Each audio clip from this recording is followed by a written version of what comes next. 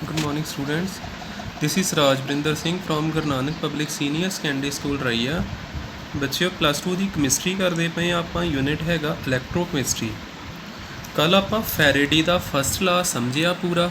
ਫੈਰੇਡੇ ਦਾ first ਲਾ ਕੀ ਹੀ ਸਾਡੇ ਕੋਲ ਕਿਹੜਾ ਫਾਰਮੂਲਾ ਲਾਸਟ ਤਿਆਰ ਹੋਇਆ ਹੀ W is equal to EIT divided by 96500। ਤੇ ਆਪਾਂ E ਜਿਹੜਾ E ਨੂੰ ਲਿਖ ਸਕਦੇ ਹਾਂ molar mass divided by N factor, I ਉਸੇ ਤਰ੍ਹਾਂ T ਉਸੇ ਤਰ੍ਹਾਂ 96500। ਇਹ ਸਾਡੇ ਕੋਲ ਫਾਰਮੂਲਾ ਦੇਖਦੇ ਕੁਐਸਚਨ ਕਿੱਦਾਂ ਦਾ ਹੋਊਗਾ ਤੇ ਕਿੱਦਾਂ ਇਹ ਫਾਰਮੂਲਾ ਲਾ ਕੇ ਆਪਾਂ ਜਵਾਬ ਦੇ ਸਕਦੇ ਹਾਂ। ਨੂਮੈਰੀਕਲ ਕਰਦੇ ਹਾਂ ਅੱਜ ਆਪਾਂ। ਕੁਐਸਚਨ ਸਾਡੇ ਕੋਲ ਹੈਗਾ ਵਾ, ਕੁਐਸਚਨ ਹੈਗਾ calculate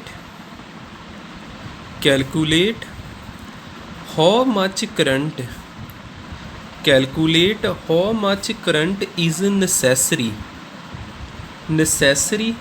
to produce hydrogen gas at the rate of 1 ml per second under standard condition।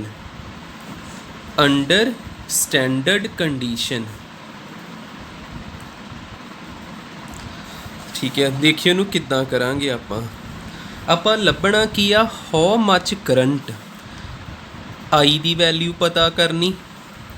ਠੀਕ ਹੈ, ਤੇ ਕਿੱਦਾਂ ਆਪਾਂ ਸਟਾਰਟ ਕਰਾਂਗੇ। ਉਹਨਾਂ ਨੇ ਸਾਨੂੰ ਕੁਝ ਹਿੰਟ ਦਿੱਤਾ ਵਾ। ਉਹਨਾਂ ਨੇ ਕੀ ਕਿਹਾ ਵਾ, ਉਹਨਾਂ ਨੇ ਕਿਹਾ ਵੀ ਕਿੰਨਾ ਕਰੰਟ ਜ਼ਰੂਰੀ ਚਾਹੀਦਾ ਸਾਨੂੰ, ਕਿੰਨੀ ਗੈਸ ਪੈਦਾ ਕਰਨੀ ਆਪਾਂ, ਕਿੰਨੀ ਗਤੀ ਨਾਲ ਗੈਸ ਪੈਦਾ ਹੋਵੇ, ਵੀ ਗੈਸ ਦਾ ਵੋਲੀਅਮ ਦਿੱਤਾ ਵੀ 1 ਸੈਕਿੰਡ 'ਚ 1 ml ਪੈਦਾ ਹੋਈ ਜਾਵੇ। ਸਟੈਂਡਰਡ ਕੰਡੀਸ਼ਨ ਹੁੰਦੀਆਂ ਵਾ ਜਿੱਦਾਂ ਟੈਂਪਰੇਚਰ ਫਿਕਸ ਹੁੰਦਾ, ਪ੍ਰੈਸ਼ਰ ਫਿਕਸ ਹੁੰਦਾ, ਵੋਲੀਅਮ ਵਗੈਰਾ ਫਿਕਸ ਹੁੰਦਾ। ਅੱਗੇ ਜਾ ਕੇ ਦੇਖਦੇ ਹਾਂ ਆਪਾਂ। ਹੁਣ ਆ ਦੇਖਿਓ, ਸਾਨੂੰ ਪਤਾ ਆਹ ਫਾਰਮੂਲਾ ਕੀ ਆ, W is equal to ਇਹੋ ਲਾ ਲੈਨੇ ਸਿੱਧਾ ਆਪਾਂ M/NIT upon 96500।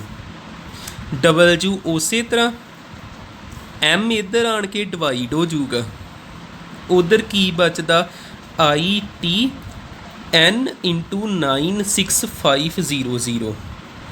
ਥੋੜਾ ਕੁ ਦਿਮਾਗ 'ਤੇ ਜ਼ੋਰ ਪਾਓ। ਆਹ ਚੀਜ਼ ਕੀ ਆ, W ਦਾ ਮਤਲਬ ਗਿਵਨ ਮਾਸ, W ਦਾ ਮਤਲਬ ਹੁੰਦਾ ਗਿਵਨ ਮਾਸ, ਤੇ M ਦਾ ਮਤਲਬ ਹੁੰਦਾ ਮੋਲਰ ਮਾਸ।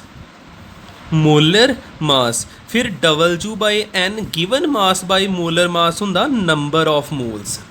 ਆ ਜਿਹੜਾ ਮੈਂ N ਪਾਉਣਾ ਪਿਆ ਇਹਦੇ ਨਾਲ ਰਲੇ ਨਾ ਆ ਨੰਬਰ ਆਫ ਇਲੈਕਟ੍ਰੋਨ ਐਕਸਚੇਂਜ ਆ, ਤੇ ਆਹ ਜਿਹੜਾ N ਹੈਗਾ ਵਾ ਨੰਬਰ ਆਫ ਮੋਲਸ। ਫਿਰ ਮੈਂ ਇਹਨੂੰ ਪੂਰਾ ਹੀ ਲਿਖ ਦਿੰਦਾ, number of moles of hydrogen is equal to current ਉਸੇ ਤਰ੍ਹਾਂ, ਟਾਈਮ ਉਸੇ ਤਰ੍ਹਾਂ, N ਉਸੇ ਤਰ੍ਹਾਂ, 96500 ਉਸੇ ਤਰ੍ਹਾਂ। ਹੁਣ ਆਪਾਂ ਵੇਖਨੇ ਕਿਹੜੀਆਂ ਚੀਜ਼ਾਂ ਸਾਨੂੰ ਲੱਭਦੀਆਂ ਵਾ। ਇਹਨੂੰ ਇੱਥੇ ਰੋਕ ਦਿੰਨੇ, 1 ਮਾਰਕ ਕਰ ਦਈਏ। ਆਪਾਂ ਕੀ ਕੀਤਾ, ਇਕੁਏਸ਼ਨ ਲਿਖਦੇ ਹਾਂ ਹਾਈਡਰੋਜਨ ਗੈਸ, ਇਹਨੇ ਇਲੈਕਟ੍ਰੋਨ ਗੇਨ ਕੀਤਾ, ਕਿਹ 'ਚ ਬਦਲ ਗਈ H ਵਿੱਚ। ਪਰ ਸਾਨੂੰ ਪਤਾ H ਇਕੱਲਾ ਨਹੀਂ ਹੁੰਦਾ, ਫਿਰ ਇੱਥੇ ਵੀ 2 ਲੱਗਣਾ, ਇੱਥੇ ਵੀ 2 ਲੱਗਣਾ, ਇੱਥੇ ਵੀ 2 ਲੱਗਣਾ, ਕਿਉਂਕਿ ਡਾਈ ਅਟੋਮਿਕ ਆ। ਫਿਰ N ਕਿੰਨਾ ਆ ਗਿਆ, ਆ ਜਿਹੜਾ N ਲਿਖਿਆ N ਆ ਗਿਆ 2, N ਦੀ ਵੈਲਿਊ 2 ਆ ਗਈ। ਹੋਰ ਸਾਨੂੰ ਆਪਾਂ ਹੁਣ ਫਿਰ ਇੱਥੇ ਆ ਜਾਈਏ, ਜੇ N ਸਾਡੇ ਕੋਲ 2 ਆ ਜਾਂਦਾ ਤੇ ਸਾਨੂੰ ਇੱਕ ਹੋਰ ਫਾਰਮੂਲਾ ਪਤਾ, ਨੰਬਰ ਆਫ ਮੋਲਸ ਕਿਹਦੇ ਬਰਾਬਰ ਹੁੰਦੇ ਆ, volume in ml divided by 22/400। ਤੁਸੀਂ 22 ਵੀ ਇਕੱਲਾ ਦੇਖਿਆ ਹੋਣਾ ਵਾ, 22/400 ਆ ਵੀ ਨੰਬਰ ਆਫ ਮੋਲਸ ਦਾ ਫਾਰਮੂਲਾ ਹੁੰਦਾ, ਜਿੱਦਾਂ ਆਹ W/M ਹੁੰਦਾ। ਹੁਣ ਇਹਦੇ ਵਿੱਚੋਂ ਆਪਾਂ ਕਿਹੜੀ ਚੀਜ਼ ਪਤਾ ਕਰ ਸਕਦੇ, ਇਹਦੇ ਵਿੱਚੋਂ ਆਪਾਂ ਕੀ ਕਰੀਏ, ਇੱਥੇ ਆਹ ਚੀਜ਼ ਇੱਧਰ ਮਲਟੀਪਲਾਈ ਹੋ ਗਈ, ਨੰਬਰ ਆਫ ਮੋਲਸ ਕਿਹਦੇ ਹਾਈਡਰੋਜਨ ਦੇ, ਮਲਟੀਪਲਾਈ ਬਾਏ 22/400 ਤੇ ਇੱਧਰ ਕੀ ਰਹਿ ਗਿਆ, ਵੋਲੀਅਮ ਕਿਹਦਾ, ਹਾਈਡਰੋਜਨ ਦਾ। ਠੀਕ ਹੈ, ਵੋਲੀਅਮ ਹਾਈਡਰੋਜਨ ਦਾ। ਹੁਣ ਆਪਾਂ ਇਹ ਚੀਜ਼ਾਂ ਲੈ ਕੇ ਦੇਖਦੇ ਕਿੱਥੇ ਭਰ ਸਕਦੇ ਹਾਂ।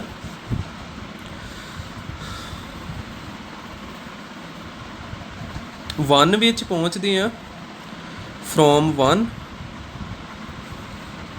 ਵਨ ਕੀ ਹੀ ਸਾਡੇ ਕੋਲ ਨੰਬਰ ਆਫ ਮੋਲਸ ਹਾਈਡਰੋਜਨ ਦੇ, ਕਰੰਟ ਟਾਈਮ n × 96500, ਠੀਕ ਹੈ, n × 96500 ਨੰਬਰ ਆਫ ਮੋਲਸ। ਇੱਕ ਇੱਥੇ ਆਹ ਚੀਜ਼ ਦੀ ਆਪਾਂ ਨੂੰ ਲੋੜ ਨਹੀਂ ਪੈਣੀ, ਆਪਾਂ ਇੱਕ ਆ n ਵਰਤਣਾ ਜੇ, ਇੱਕ ਆ ਚੀਜ਼ ਵਰਤਣੀ। ਇਹ ਦੋਵੇਂ ਇੱਥੇ ਭਰੀਏ, ਨੰਬਰ ਆਫ ਮੋਲਸ ਦੀ ਜਗ੍ਹਾ 'ਤੇ ਕੀ ਭਰੀਏ, ਵੋਲੀਅਮ ਕਿਹਦਾ, ਹਾਈਡਰੋਜਨ ਦਾ, ਡਿਵਾਈਡਡ ਬਾਏ 22400। ਇਹਦੀ ਜਗ੍ਹਾ 'ਤੇ ਮੈਂ ਭਰਤਾ volume divided by 2240, current time, current ਉਸੇ ਤਰ੍ਹਾਂ, ਟਾਈਮ ਉਸੇ ਤਰ੍ਹਾਂ, ਅਤੇ ਆੜੇ n ਦੀ ਜਗ੍ਹਾ 'ਤੇ ਕੀ ਭਰੀਏ, n ਦੀ ਜਗ੍ਹਾ 'ਤੇ ਕੀ ਭਰਨਾ ਆਪਾਂ, 2 ਭਰ ਦਾਂਗੇ। 2 ਭਰਤਾ, 96500 ਉਸੇ ਤਰ੍ਹਾਂ। ਹੁਣ ਆ ਜਿਹੜਾ 22400 ਇਹ ਇੱਧਰ ਆ ਜਾਣਾ ਅਤੇ ਟਾਈਮ ਇੱਧਰ ਲੈ ਆਉਣੇ।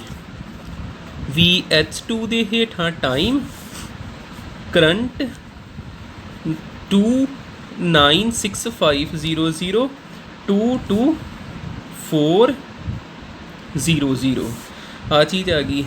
ਹੁਣ ਇੱਥੇ ਜੋ ਕੈਂਸਲ ਹੁੰਦਾ, 2 ਜ਼ੀਰੋਆਂ ਨਾਲ 2 ਜ਼ੀਰੋਆਂ ਕੈਂਸਲ ਹੋ ਗਈਆਂ, ਠੀਕ ਹੈ।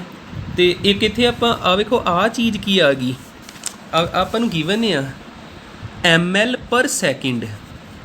ਆ ਵੋਲੀਅਮ ਕਾਹਦੇ ਵਿੱਚ ਆ, ml ਵਿੱਚ, ਟਾਈਮ ਕਾਹਦੇ ਵਿੱਚ, ਸੈਕਿੰਡ 'ਚ। ਕਿੰਨੇ ml/ਸੈਕਿੰਡ ਆ, 1। ਫਿਰ ਇਹਦਾ ਆਨਸਰ ਕਿੰਨਾ, ਇਹਦੀ ਜਗ੍ਹਾ 'ਤੇ ਕੀ ਭਰ ਦੇਣਾ, 1। ਬਸ ਸੋਲਵ ਹੋ ਗਿਆ। 2-3 ਵਾਰੀ ਇਹਨੂੰ ਦੇਖ ਲਿਓ, ਪਤਾ ਲੱਗ ਜਾਣਾ। 2 1 ਜਾ 1 ਜਾ 2 2 ਜਾ 4, ਅਤੇ ਇਹਨੂੰ ਇੱਧਰ ਲੈਣ ਦਾ 9651 ਨਾਲ ਮਲਟੀਪਲਾਈ ਹੋ ਗਿਆ, 112 ਡਿਵਾਈਡ ਹੋ ਗਿਆ, ਅਤੇ ਇਹਨਾਂ ਨੂੰ ਜਦੋਂ ਕਟਿੰਗ ਕੀਤੀ 8.6 ਅਪਰੋਕਸ ਆਨਸਰ ਆ ਜਾਣਾ।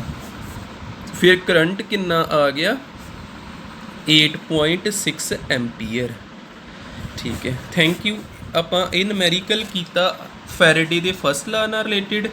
ਦੇਖ ਲਿਓ ਇੱਕ ਵਾਰ, ਚੱਜ ਨਾਲ ਪੂਰਾ ਸਮਝ ਆ ਜਾਣਾ ਚਾਹੀਦਾ ਵਾ ਕਿੱਦਾਂ ਆਪਾਂ ਕਿਹਨੂੰ ਬਦਲਦੇ ਗਏ। ਬਸ ਆ W/m ਕੀਤਾ, number of moles. Number of moles ਨੂੰ ਫਿਰ ਆ ਜਿਹੜੀ ਚੀਜ਼ ਹੈ ਇਹਨੂੰ ਕਹਿਣਾ ਨੰਬਰ ਆਫ ਮੋਲਸ, ਅਤੇ ਨੰਬਰ ਆਫ ਮੋਲਸ ਦਾ ਫਿਰ ਦੂਜਾ ਫਾਰਮੂਲਾ ਲਿਖ ਦੇਣਾ। ਇੱਥੇ ਦੇਖ ਲਿਓ, ਮੈਂ ਫਿਰ ਇੱਕ ਵਾਰ ਦੱਸ ਦਿੰਦਾ। ਜਿੱਦਾਂ ਕੀ ਹੀ ਆਪਾਂ ਸਟਾਰਟ ਕੀਤੀ, W = m/nit 96500। ਬਸ ਆ ਮੈਂ m ਨੂੰ ਇੱਧਰ ਖੜਿਆ ਸੀ, ਇੱਧਰ ਆ ਗਿਆ ITN 96500, ਆ ਬਣ ਗਿਆ number of moles. ITN 96500 number of moles ਦਾ ਦੂਜਾ ਫਾਰਮੂਲਾ, ਵੋਲੀਅਮ ਡਿਵਾਈਡਡ ਬਾਏ ਕਿੰਨਾ, 22400। ITN 96, ਇੱਥੇ ਤੁਸੀਂ ਕਟਿੰਗ ਕਰ ਸਕਦੇ ਜਿੱਦਾਂ ਪਤਾ ਲੱਗਦਾ, ਜ਼ੀਰੋਆਂ ਨਾਲ ਜ਼ੀਰੋਆਂ ਕੈਂਸਲ ਹੋ ਗਈਆਂ। ਫਿਰ ਆ ਵੋਲੀਅਮ ਡਿਵਾਈਡਡ ਬਾਏ ਕੀ ਆ ਜਾਣਾ, ਟਾਈਮ, ਕਰੰਟ ਉੱਥੇ ਰਹਿ ਗਿਆ 224, n 965, n ਕਿੰਨਾ ਆਇਆ ਸੀ, 2। ਆ ਚੀਜ਼ ਦੀ ਜਗ੍ਹਾ 'ਤੇ 1 ਭਰਤਾ, ਅਤੇ ਬਸ ਆ ਕਰੰਟ ਹੀ ਰਹਿ ਗਿਆ ਇਕੱਲਾ, ਅਤੇ ਇਹਦੀ ਵੈਲਿਊ ਨਿਕਲ ਜਾਣੀ। ਕਿੰਨੀ ਆਈ, 8.6। ਆ ਵੇਖੋ ਹੁਣ ਆਪਾਂ ਝੱਟ ਕਰ ਲਿਆ। ਇੱਕ ਵਾਰ ਚੱਜ ਨਾਲ ਦੇਖ ਲਓਗੇ ਆਪੇ ਫਿਰ ਹੋਣ ਡੈ ਪੈਣਾ। Thank you.